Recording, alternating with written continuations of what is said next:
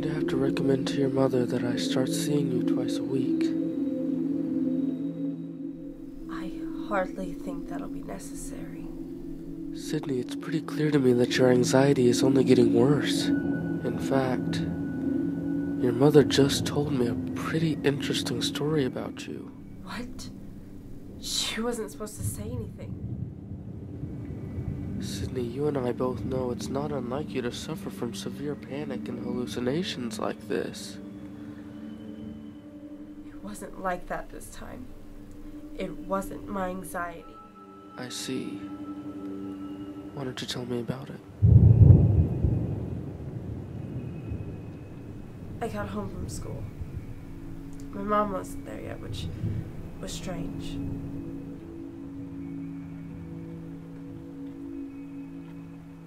I decided to waste some time while I waited for her.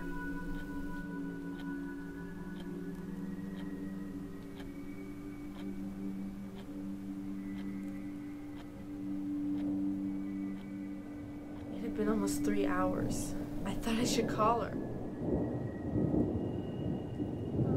That's when she told me she was at a conference.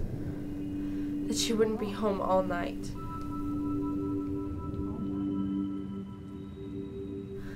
I tried to distract myself from the thought of being home alone, but that's when things started happening.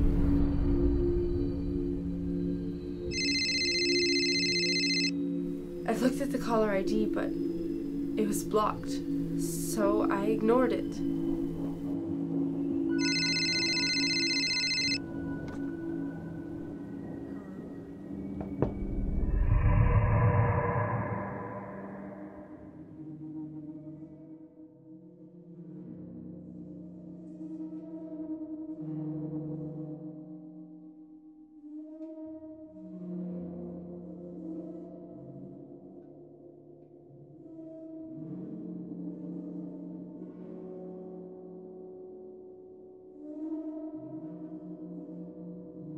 I couldn't see anyone, so I said, "Who's out there?"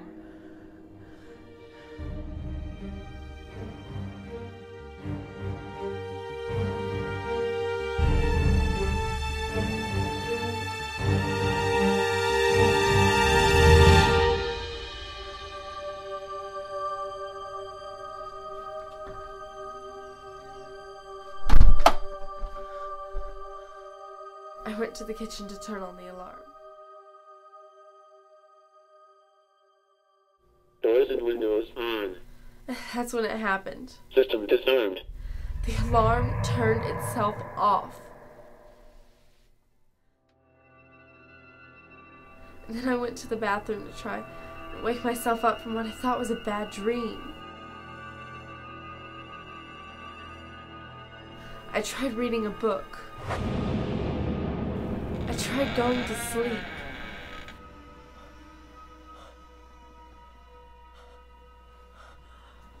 But things just kept happening. Anxiety can make us believe some pretty scary things sometimes, Sydney. Yeah, I guess you're right. And your mother said something about your phone going missing that night?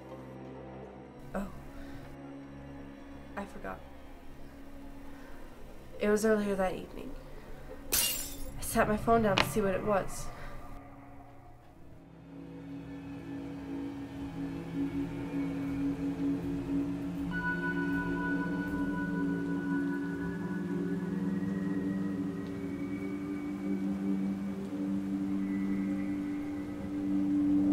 And when I came back,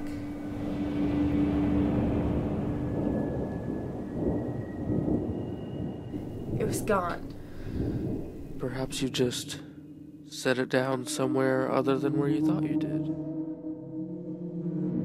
Perhaps. And maybe all the sounds you heard that night were simply the sounds an old house makes. Maybe.